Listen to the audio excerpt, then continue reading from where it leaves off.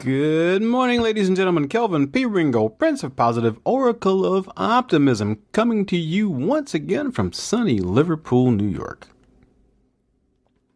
Now, some of you might be wondering, where exactly is Liverpool, New York? You know, you've heard of New York City, you've heard of the Bronx, you've heard of Buffalo, you've heard of Syracuse, you've heard of Albany and all those places, but not that many people have heard of Liverpool. So that's just letting you know that Liverpool is actually very close to Syracuse. You might even say that we're considered a suburb of Syracuse. But according to Google, Liverpool is a lakeside village in Onondaga County, New York, United States. The population was 2,347 at the 2010 census. It might be up to 49 or 50 by now. The name was adopted from the city of Liverpool in the United Kingdom. Now, see, I didn't really know that. I figured, because we've actually had people from Liverpool, England, call us for the Chamber of Commerce. And I said, nope, it took a wrong turn at the Atlantic. But anyhow, that's where we are. I must say it's a wonderful little town. I have been here since November of 1992, or technically since April of 1993, and at the moment I really wouldn't dream of living anyplace else as a home base, but there's a whole bunch of other places I want to visit. So as home bases go, it's awesome. The snow we get here, I haven't gotten tired of it yet, but you know, the first year I moved here, the second time, because I was in the military up the road about 60 miles. But the first year I moved back here was November of 1992. I came in the week before Thanksgiving, and it started snowing in Binghamton, which is about an hour south. It started snowing in Binghamton, and it didn't stop until June. And that was the year we got 192.1 inches of snow. Welcome back to Central New York, Kelvin. And now that I've given you all that, today's episode is brought to you by Vitamin K Daily Dose of Positive. Philosophical supplements for your attitude health, 5 days a week, 52 weeks a year. Haven't missed but 1 day in 7 years. Now, I keep telling you that people kind of like vitamin K. But you know, I've never actually done an ad for it. But this morning, it just so happens that I got 2 great testimonials that made me feel really, really good, warmed my heart. So I'm going to read you one of them. Okay? Kelvin, I like to write your last name too. People might guess it's a pseudonym, but I know the real you, the one who really does ring a golden bell of truth so we all can hear it. When I come across something that is perfect, I recognize the divinity behind it. It's easy to see in nature, but harder to see in human-created works. I would say that vitamin K is darn near perfect. I am amazed at the positivity that has flowed from you uninterrupted for all these years. Non-denominational, inspirational, uplifting, and consistently on point to encourage and support individuals as they aspire to become their best selves. I wanted to write to express my appreciation and thank you for continuing to allow me to receive your vitamin K. It is full of health-giving zingers that put me back on track when I start veering away from my own awesomeness. Here's your pat on the back today. Signed, Cynthia. So what do you got to say about that? Thank you, Cynthia. So, vitaminkdaily.com. That's vitaminkdaily, no spaces, .com. www.vitaminkdaily.com. Sign up for 4 weeks free to check it out. They won't bill you until after 4 weeks. And if you decide you don't like it in that 4 weeks, there's a unsubscribe button at the bottom of every issue. And if you don't like it, unsubscribe. Be aware you will have withdrawal symptoms. Just saying. All right. But anyway, Vitamin K Daily. Now, let's get on with this show.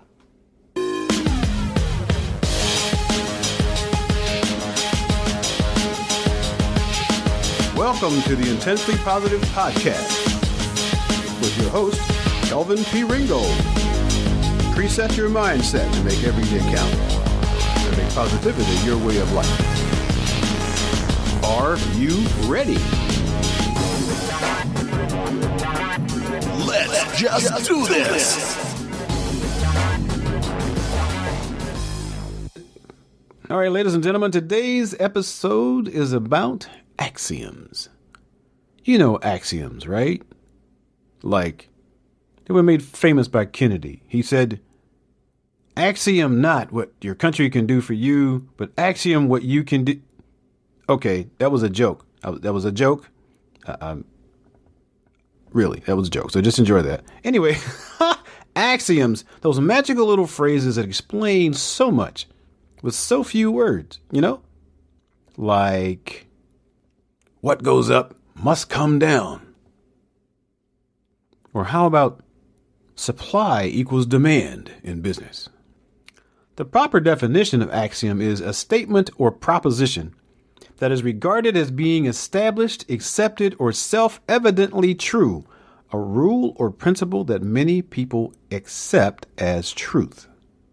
And the synonyms, synonym, that's like words that mean the same thing, are truism, principle, maxim, adage, aphorism. So there's a lot of axioms in our culture that people accept as truth. For instance, there's no such thing as bad publicity. That's what it used to say. And the thought behind that was, as long as people are talking about you, regardless of what they're saying, at least you're in somebody's mind. I don't know that I agree with that, but a lot of people take that as truth. Or how about necessity is the mother of invention? I mean, you've been hearing that since you were a child, probably. And what does it mean? Of course, it means that when you need something and it's not already there, you find a way to make it, or somebody finds a way to make it so you can use it later. Then they make a lot of money selling it to you because you still don't have one of your own. And, that's the way life goes and business works. How about this one? Benjamin Franklin said this: a stitch in time saves 9. Sounds weird. I'm guessing that's a sewing reference, which means if there's a little hole in your garment and you get it when it's small, you can save a whole lot of cotton later a thread later when you're trying to fix the bigger hole, right? Sounds true enough, isn't it? Self-evident? How about this one? 2 heads are better than 1? I have some exceptions to that rule. Or how about this? 2's company, 3's a crowd. Who you think made that up? I'm thinking it was some young couple who was dating and the little brother kept coming back and forth into their room. That's what I'm thinking. 2 wrongs don't make a right.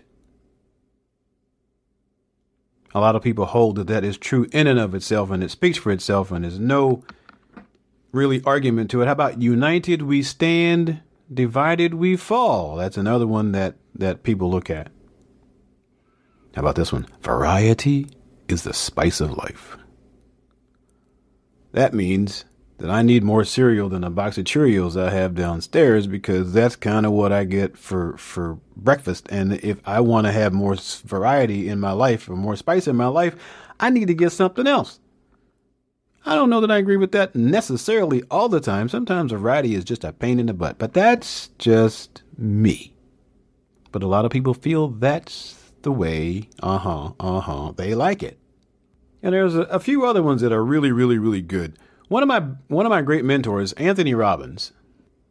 But before we get to Anthony, there is a axiom I heard a long time ago which says, practice makes perfect. And that gives you the impression that when you are practicing something, the more you do it, the better you get at it, the more perfect it becomes. And the one Anthony Robbins came up with, which I love and have loved until right now, says, practice is the mother of skill. Because what really happens with this is you practice. And as you practice, it becomes easier. And as it becomes easier, it gets to be habitual. And as it becomes habitual, it actually turns into a habit. And when it turns into a habit, it tends to go subconscious, which means you end up doing it automatically without any thought of your own, right? We got some cases in point. Raise your hand if you drive. I know I can't see you. If you're driving, don't actually raise your hand because they're going to think you're nuts, but you're driving, right? So when you're driving down the road, by any chance, are you consciously contemplating traffic's coming up, got to slow down, going to lift my foot off the floor, going to now put it on a brake, going to slow down just a little bit. Oh, got to take the foot up off the clutch. Let me steer a little bit here. Or does that stuff just happen for you? Or how about when you're walking down the stairs at night or in the daytime or in a hotel staircase or wherever you're walking? But do you consciously go, got to put one foot in front of the other, put this one out, put it down, firm, good, lift the weight on, put the weight on that foot, move the other foot. Oh, we're going to be going downstairs. Lower the body, touch down, good contact, transfer the weight to that foot. All right, here's the next one. Put the foot down again. Do you do that or do you just walk? Absolutely. Most of us just walk. We just drive. We just talk. We don't think about the words we put. That's a whole other podcast, right? But here's a question. Practice is the mother of skill. Practice makes perfect. Actually, perfect practice makes perfect. But let's go back to the practice is the mother of skill. What happens if you're practicing the wrong thing? Because the one thing about practice is it does build skill. But if you practice the wrong thing, if you practice the wrong skill, you'll make a habit to create the wrong result. Subconsciously, we just explained the subconscious thing, right? If you're practicing the wrong thing, left unchecked, repetition can allow one to become very, very, very skilled at doing something wrong. For instance, you can become very, very skilled at jumping to the wrong conclusion, skilled at misinterpreting the facts. Those two together, jumping to the wrong conclusion and misinterpreting the facts, then that will lead you to be able to misjudge someone's intention, for instance. When I was in the military, I was an enlisted man. I went in as an enlisted man. I retired as an enlisted man. But, as an enlisted man, back in those days, commissioned officers, those were like captains and lieutenants and people like that. They had clout back when I was in service back then. And when I accompanied one of them somewhere, when we went someplace, I made sure that I gave my officer the respect that they were due. Especially if we were around another service, it got even better because I didn't want anybody else's service because, on the Navy base and on the Marine base, they give their officers respect. And I was just a lowly Air Force guy. So I wanted to make sure that I gave my officer proper respect. So they had the standing among their peers to go like, well, the Air Force respects us too. But one day I was working with this captain who happened to be female. I don't remember what her name was, but it was my custom that when I walked with a commissioned officer, I opened the door for them. If we were walking like side by side, it's a respect thing. Side by side, I would approach the door first. As the enlisted person, I would open the door for them, let them walk through. Fine. I did that with this female captain, and she unloaded on me one day. Speaking of jumping to conclusions, and she gave me a big old long lecture about all that crap was, yeah. So the next time she and I walked somewhere together, and we did because she was my commanding officer at the time, I still walked up to the door, and I opened the door, and I walked through it, and I allowed it to swing and smack her in the face. Okay, it didn't really hit her in the face, but she had to catch it. But, she wasn't going to yell at me twice. And she couldn't yell at me for that because she already yelled at me about opening the door for her. So, if you misjudge the intention, everything after that can just go terribly, terribly wrong, right? So, repetition can also make you very, very skilled at putting yourself and others down. Has anyone ever given you a compliment and you say, nah, I'm not really that good? Well, apparently you were that good or they wouldn't have noticed. But you have developed the skill of downplaying yourself. Some people say, no, you're just being polite. No, what you just did was told the person who gave you the compliment that they didn't know what the heck they were talking about. So therefore, you didn't develop that. So you just kind of insulted them. That's the way I look at it, right? Some people may think I'm wrong, but that's okay. It's my podcast. So the skill you need to develop in a situation like that is the skill of saying thank you. You need to practice that. Somebody gives you a compliment, you say thank you. You don't have to take care of their kids or nothing like that. All you need to do when someone gives you a compliment and has gone into their heart and said, you know what, you are good at what it is you do, and I appreciate it. What you need to say to them is thank you. Practice that as a habit.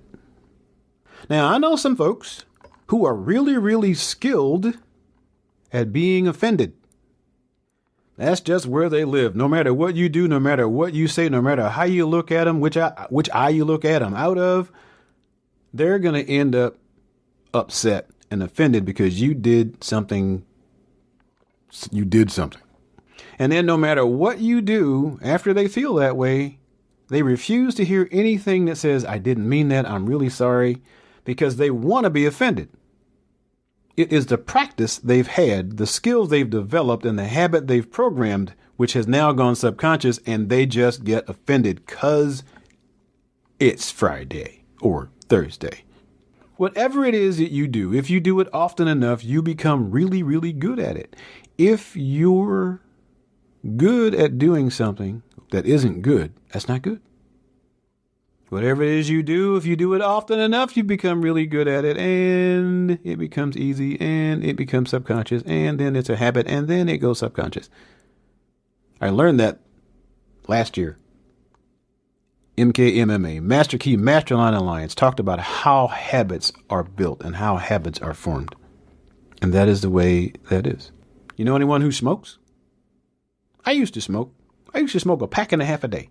Now, notice I use myself in a lot of examples because you can't get mad at me for talking about you if I'm talking about me. But if you're hell-bent on being mad, you'll get there anyway. But at any rate, I used to smoke a pack and a half a day, and often I'd go grab my pack of cigarettes and go like, where did they go? I mean, I just opened that pack like before lunch, and now there's only like 2 cigarettes left in it. So where did they go? Well, who smoked my cigarettes? Nobody smoked my cigarettes. I smoked my cigarettes because I did it so often. I mean, I've seen people who have smoked, and I have done it myself in bar and noticed. By the way, I haven't smoked since 1989, but that's how it was back then. That cigarette can be out, lit, and burning in my lips before I even realize I pulled it out of the package. Because it's a skill you develop. So what other skills have you developed, my friend? What other skills have you developed? Sometimes we're really skilled at convincing other people that our ideas aren't valid, or that our feelings aren't important, and that our views don't matter. And once you get good at that skill, we become very, very proficient at seemingly nullifying our value in the world, period. We nullify our value. Nullify, that means cancel it out. That means get rid of it. Nullifying our value as citizens, as partners, as participants in life, or even our life value as humans. We have learned to practice those feelings and built those self-limiting skills up until they become habits. You've heard me say it. They become habits, they go subconscious, and then that just becomes our story. Nobody likes me. Everybody hates me. Where's my bag of worms? But that's what happens. Don't take my word for it. Look around your life. If you don't have the issue, look around people you know. Look and see how often people just drop into the habit. There are some people who get angry at a moment's notice for nothing because they haven't been angry long enough. That's a whole other podcast. But listen very carefully. You really are important. Your feelings really do matter. Your opinions do matter. You, the human, matter. Not everyone's going to see it that way or feel it that way as far as you're concerned, because they've been practicing and they've been programmed with their own set of skills. But that doesn't change the facts. But guess what they're skilled at? But as long as you realize it, as long as you realize your value, that's all good. But it all starts with you. So before you leave your house this day, go over to your mirror, the one in the bathroom, wherever you want to look in the mirror, that little vanity closet that you might have if you're a lady, or wherever. I got one in my house. I used to be married. The wife left, the room stayed, what can I say? But go over to wherever you have the mirror and look yourself in the eye. If you have difficulty looking yourself in your own eyes, you'll know those skills are already programmed in your mind. And it's time to break the cycle. But look into your mirror, into your own eyes, and say, I matter. I matter. Then say, my thoughts and my opinions matter. My skills, my feelings matter.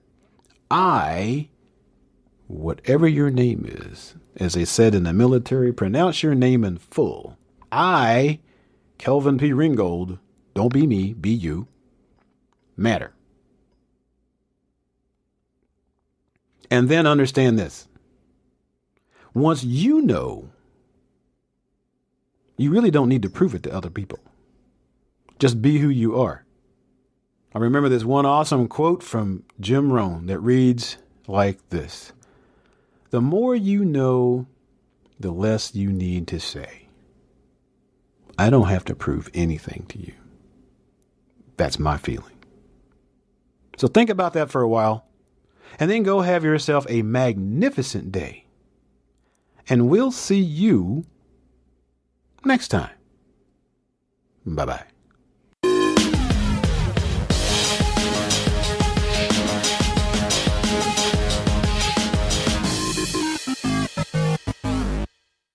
Wow, that was awesome.